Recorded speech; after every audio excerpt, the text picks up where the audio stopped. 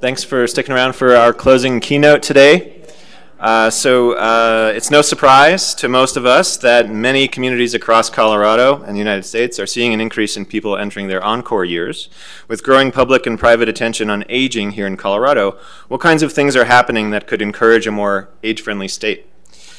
We are excited to welcome Wade Buchanan, Senior Advisor on Aging for the state of Colorado, as our closing keynote speaker. Wade is the first person to take on this role in Colorado and was appointed by Governor Hickenlooper earlier this year.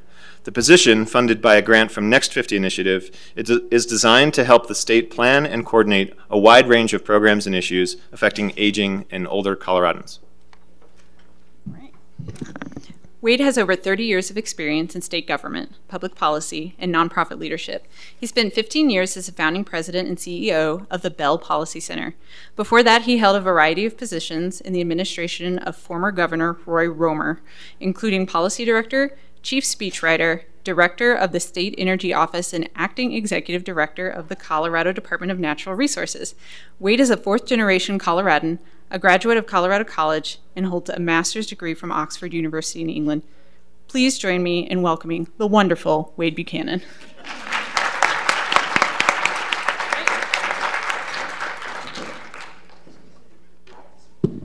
Wow, I didn't realize I required 2 introductions. Thank you. Thank you. My bio says that I'm a 4th-generation Coloradan. I should say I'm the 4th generation of my family to live in Boulder. I was actually born at Boulder Community Hospital when it was up on Broadway and by North Boulder Park there. But I was telling Sherry that I haven't lived in Boulder for 40 years. I've lived in Colorado the rest of that time. So it's nice to come back. And before I get started, I just want to acknowledge Sherry Leach again. This is her last month in a long and storied career on these issues, and most recently running the AAA. You've been very lucky in this community to have her leadership. I'm sure we'll find people to fill her shoes, but they're hard shoes to fill, hard pumps to fill. And Sherry, we'll miss you, and we hope you have just a wonderful retirement. And I'm sure we'll see you. So I am very aware that I am the last speaker today. I walked in the room this morning when you were speaking and couldn't find a seat in the 3. Try not to take this personally, but I did, when I was invited to do this, I like to talk. When I was a kid, I was told, you talk a lot. And I took that as, oh, I must be good at it. So I said immediately yes, and then I looked and I said, oh my goodness, I just agreed to speak at 4 o'clock on a Friday afternoon after people have spent 8 hours in these. So whoever the genius was, I'm looking over at Jacob, it's probably the same guy who scheduled the sleep thing right after lunch. Which I did attend, and it was wonderful. I actually stayed awake. It was very, very good. So this is a very interesting week. There's 2 big events going on. One we all share, and then one that is personal. So one is the election, and one is tomorrow is my mother's 90th birthday. She lives over in Lafayette in a place called Affinity, which is one of these 55 and older communities. So I come to you with a great deal of uncertainty around what the future holds on these issues, because elections do matter. But I also come to you with a great deal of gratitude for the life my mom has lived and our family has had together, and I think it's given me a good perspective for thinking about this conversation today. So I'm in a very thoughtful mood about these issues, and that's a very dangerous place for you to be, because when I get in these kind of moods, like I say, I tend to talk, and so I'm very glad there's no one in that chair. Someone ought to be in that chair with the sign that says 5 minutes. Yeah, not yet. I know better than that. But for your own safety, you should have someone there. I'm just warning you. Thank you, Jacob. I actually, so when that doesn't happen, I was best man in my cousin's wedding many, many years ago. And after the wedding, the wedding party took all the pictures, and it was all wonderful, but that delayed us getting to the reception, which is up at the Gold Hill Inn, which people here know the Gold Hill Inn. If you live in Boulder and haven't been to the Gold Hill Inn, you should put that on your list. It's a wonderful place. But we get up to the Gold Hill Inn about an hour after everybody else had gotten up there, and they had taken great advantage of that hour and the open bar. And so I start to make my toast as best man to the new couple. And I'm youngest of 4 boys, so one of my brothers, who is now a judge in Denver, I get about a sentence into the toast, and he goes, "Sum up." And then everybody else starts going, "Sum up," and I totally forgot what I was going to say, and so I just said, "What the hell, here's to the couple." And it was probably the best toast I ever made. But so when there isn't someone sitting in that chair, I teach people to say, when we get to this point, yell, "Sum up." So what I want to talk about is public policy. Isn't that great? 4 o'clock on a Friday afternoon. And I want to talk about, I want to try to put perspective on everything we've been talking about today, and the fact that what we're engaged in here, the issue of aging, is a very profound and permanent social change. We have had older people forever, right? And I mean, you look in religious texts, and there's stories about folks who lived hundreds of years. So longevity is not a new idea, but so many of us living long is a new idea. And I want to, is my slide show up here?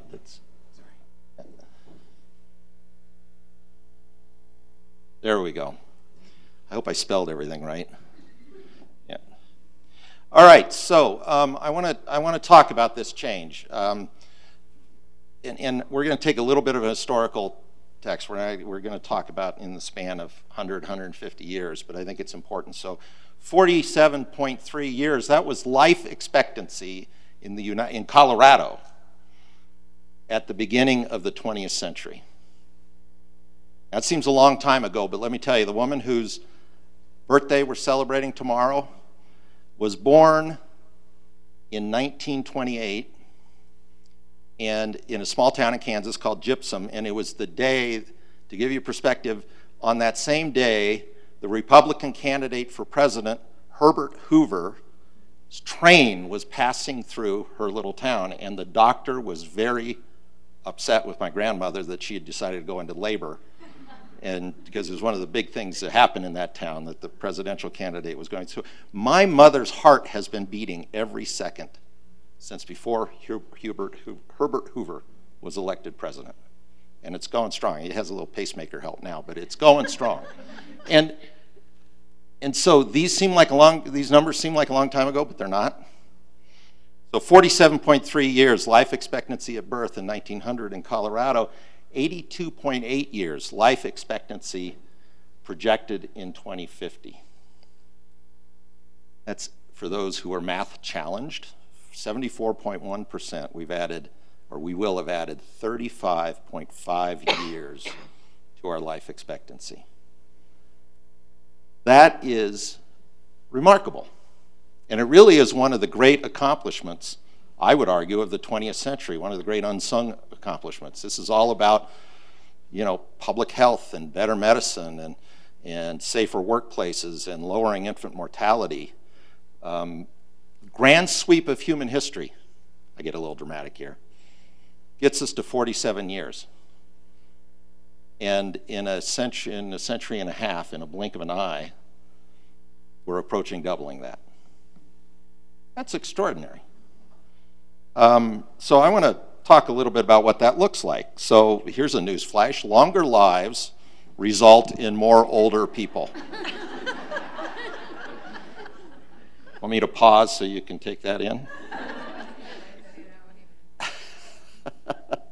Write it down. Longer lives result in more older people. What this chart shows is it plots not just not the numbers of older people, but the percentage of us, the share of us who are 60 or older, starting in 1900 and going to 2050. And in the first, Mom was born right here. In the first half of the 20th century, we went from under 5% of us being over 60 or over, to about 12.5%. And you plot a line, put a trend line on that, and it pretty closely predicts where we're going to end up, right? Little over predicts, but closely predicts. 25% by 2050, a quarter of us. Why did I do that break? Because I want this to be a boomerless presentation. I'm a boomer. I love my generation. But we spend too much time talking about this issue as though it's an issue of one generation, right? And that gets in the way of truly understanding what's going on. So having said that, I'll show you what we boomers did. So this is what we did. This is a whole bunch of young people pulling the curve down, right? It's like having a bunch of D students in your class. It just pulls the curve down. And then we get to retirement age, and boom. And everyone goes, holy crap, where'd this come from? Where'd this happen? This is where the terms like silver tsunami, which please never use, even though I just did. That's where this stuff, that kind of language comes from, because that's how it feels. It feels like it's coming out of nowhere, right? Where are these old people coming from? But this is what's actually happening. And if we, from a public policy point of view, don't treat it as though, with an understanding what's actually happening, we're going to misdiagnose the problem when we're not going to solve it. So let me show you a couple more charts. I'm a policy wonk. I love charts. I apologize for that. These are boomerless charts, almost. 1950, that's what we look like. These are birth to 19, 20 to 39, 40 to 59, and 60 and over, right? That's what we looked like in 1950. The very first boomer in that slide is 4 years old. Okay, so it's almost a boomerless, it's almost a boomer-free slide, right? Here's what we're going to look like in 2050. And the other benefit of talking about 2050 is that the very last boomer is 86 in that slide. So it's not quite boomer-free, but the point is, whatever the boomers cause, it happened after this and before that. And here's what we're left with, and this is the new normal, and this is what we need to be thinking about. We spend our time thinking that society is this society, and that's what our society is generally designed for. What our housing is designed for. It's what our transportation is designed for. It's what our thinking is designed for. Let me add one more piece to that. This is 80 and over. Now that's a lot of boomers, and that's 7%. So, and these are just for the math folks amongst you. These ones are really part of this. So don't, if you're adding it up and say, wait a sec, you're over 100%. Thanks, but I already knew that. So I'm going to leave that chart up because the rest of my conversation is all about this, the future we're heading toward, right? And what we do about it from public policy point of view. So what is public policy? It's public policy is how we identify and respond to the challenges we face as a society and how we do that collectively, right? So what do we perceive as challenges? What do we perceive as problems? How do we think we can solve them? We deal with public policy all the time.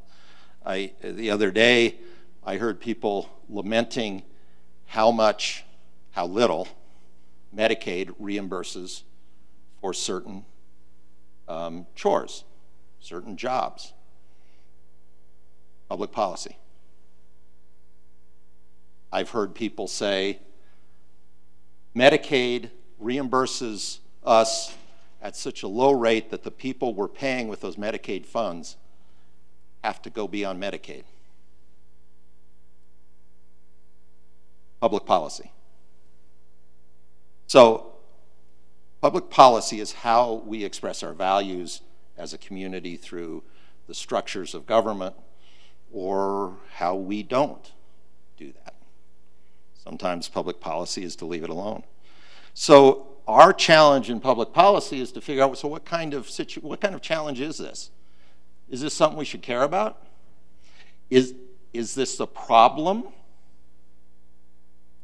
Is this a great new opportunity? Is it something we need to mitigate? Or is it something we should embrace and adapt for? Well, we've got to adapt to it because it's happening.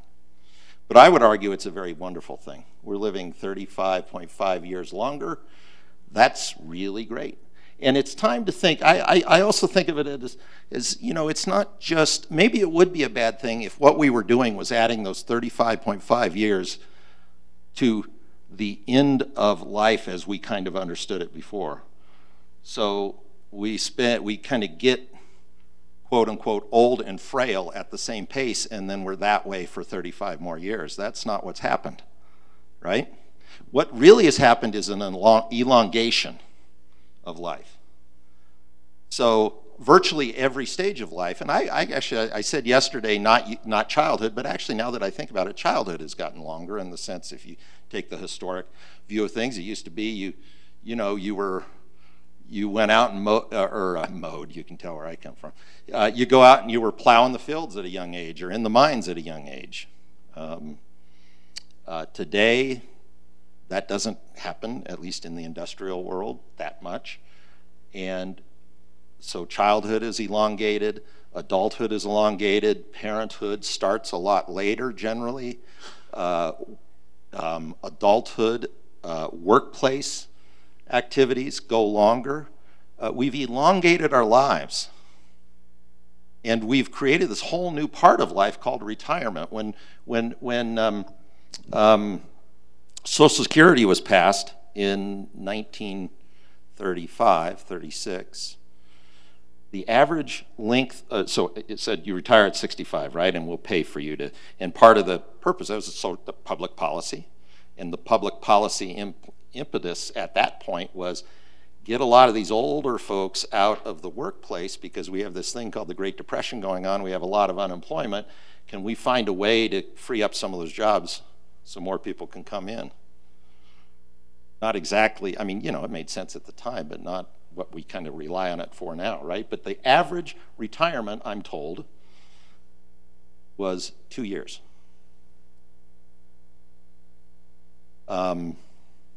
So, kind of lost my train of thought. Doesn't that happen at 4 o'clock on a Friday? So the public policy challenges here, and the elongation, that's what I was talking about. We've got this whole new period of life called retirement, the golden years, right? Used to be when Social Security passed, before Social Security passed, unless you were wealthy, your option was work till you die in poverty, or live off your family, you know, sometimes it was all three of those things. So this whole concept of retirement is really a fairly new invention, and aren't we lucky to be living at the time where that's happened? So understanding these issues and understanding how we got here is important, and understanding that this is not a problem. Who would vote to go back to the old way? I'm a third the way through my presentation, and I'm 2/3 through my time, so I warned you about that one. So let me talk to you about, I think, what's that? With my talk? Yeah. What's the problem with the graph?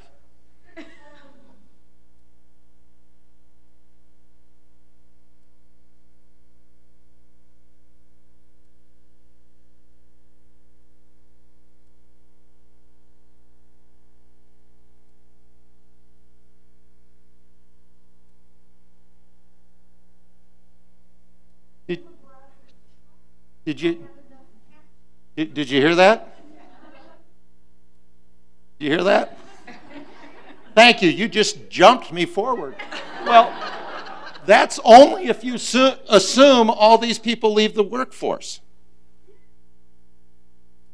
And they don't stop paying taxes, first of all. And a lot of them don't want to leave the workforce. A lot of them can't leave the workforce right now. And why, edict from on high said 65 and you got to be out of here. I mean, what I'm trying to say is that as we think about this and as we embrace these challenges, it's about embracing a new way of thinking. The keynote speaker this morning, who had a lot more people listening to her than I do, talked about we can't argue our way through this. We have to speak differently about it. And the only way you can speak differently about something is if you think differently about it. So I'm so pleased you asked that question, because you're absolutely right. If we try to deal with this with the same strategies we used in this, it ain't going to work, and we are in trouble. But what I'm saying is, if we lift up our heads, look around, try to understand the context we're in, try to embrace this new situation, and then say, what do we do about that? How do we adapt to that? How do we make this not just longer lives, but better lives and better for everybody? What do we do? So the way I think about it is I have it in a series of buckets. What's going on in the family, what's going on in communities, what's going on in the workplace, which you mentioned, and what's going on in state government and in our local communities as well. And with the very little time I have left, I'll just talk to you a little bit about some of those issues. So, and again, with the uncertainty of what's going to happen on Tuesday, some of this stuff, look, this is an important issue. Whoever's elected governor, who's ever in the legislature, they're going to be dealing with these issues. They're going to care about these issues. These are not Republican or Democratic issues. These are human issues, Colorado issues, but how we deal with them will have the lens of those folks on, and that's fine. So how we deal with this, we're not totally sure, but we're going to be dealing with them. And so here's what I think we ought to be dealing with in the family area. How are we preparing to be older? I heard someone at lunch say, and if you're in this room, I apologize for quoting you, I'm not aging, but my mother is. And you can figure that one out. But the point is, if we think these are issues that we only have to start thinking about when we get to a certain age, we got two strikes against us. 750,000 private sector employees in Colorado do not have access to workplace savings accounts for retirement. We know that's the best way for people to prepare for retirement, and we know when people want to retire, if they haven't saved, they either can't, or the quality of that retirement is going to be not what they were hoping for, and they're going to, at some point, potentially end up costing the system more. So, very important question. How do we create a situation where more people are saving for that situation? I heard a lot today about caregiving issues. I actually had to take a call from a friend while I was in the sleep thing. Woke me up from my nap. And she was talking about how her father was dealing with the first stages of dementia, and she didn't know where to turn. And I said, well, funny you should call, And I had some suggestions for her, but I told her, you're not alone. This is the story of our families now. How are we preparing for that? How are we providing respite? How are we reimbursing? How are we providing flexibility in workplaces? How are we understanding those challenges? Huge, huge issue. Guarding against fraud. I mean, how many people have gotten that call supposedly from the IRS? I have it saved on my phone because I think it's, you know, now that I know what it is, I'm going to just start ignoring you. a special place in hell for the people who do that. But you know, if I'm looking at Jacob, how old are you? May I ask? What? 35. So if Jacob falls for that, he's got a while to kind of recoup. I mean, too bad. It sucks. But my mom falls for that. Her life is fundamentally changed, and her options are not that great. So how do we focus on that? How do we focus on helping families have those conversations that they don't want to have, that we all know need to happen before the crisis? How do we help people do that? Because if they do that, we know things are better. And if they don't do that, and it happens when the stuff is hitting the fan, you're not going to make a good decision. And it's going to be very, very painful. So what's happening in families? What's happening in workplaces? And you mentioned it. How are we preparing for the workforce that we need to serve the oldest of the old, who, you know, for whom, I mean, they're not all frail, but there's a correlation between that and frailty, and how, you know, it's going to be a massive increase in the number of folks we need to serve. We're paying those folks very little right now. Are we just going to decide to create a permanent underclass of home health care workers? Is that our policy decision? Or do we do something else about that? And oh, by the way, yes, I know that costs money. I mean, that's not a simple question. That's a huge question. What are we going to do about workplaces and ageism? We heard a lot about ageism today, that affect whether people 50 and over are able to find that next job. And to your question, we need to solve that problem, because we need a lot of those people to stay in the workplace, right? And then lastly, what do we do about communities? And we've heard a lot about the need for going upstream and making sure communities are age-friendly. And I'm thrilled that we've been able to create an initiative at the state called Lifelong Colorado that really is encouraging communities to take on this challenge. So people live in community. That is our natural place to be as human beings. And we only leave community when there are barriers that we can't get past. Barriers of mobility, or barriers of safety, or barriers of, you know, you can think of them, social isolation. We've had presentations on a lot of them today. Those barriers don't need to be there. And we need to shift our mentality from thinking the problem is my hip or my knee, to saying the problem is those stairs, right?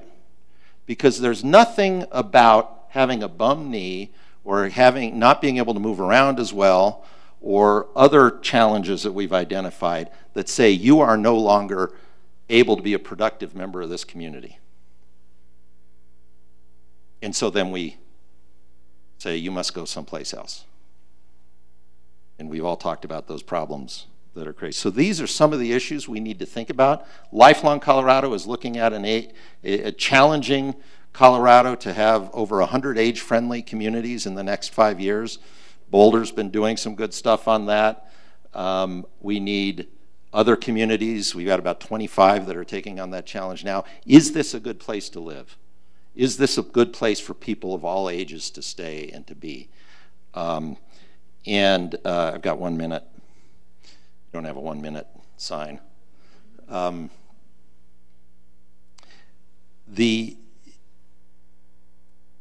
We can deal with these challenges.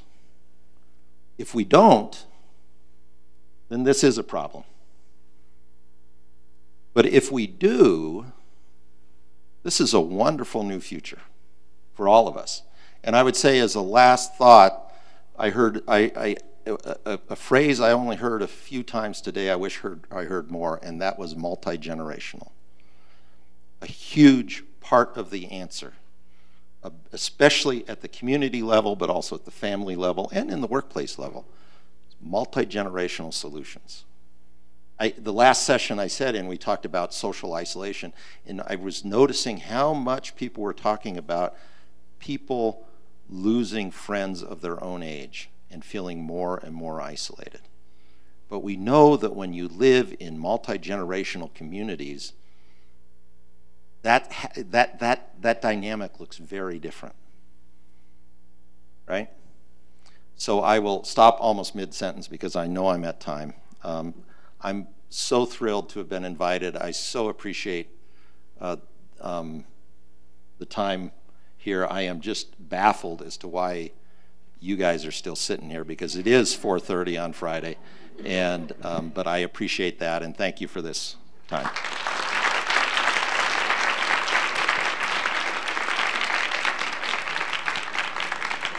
Thank you, Wade, and thanks everybody for coming to the conference. You can connect with us through allagewell.com, through our Boulder County Area Agency on Aging Facebook, and also we have Aging Well in Boulder County newsletter. Please turn in your badges before you leave, and it was great to see you. Thanks.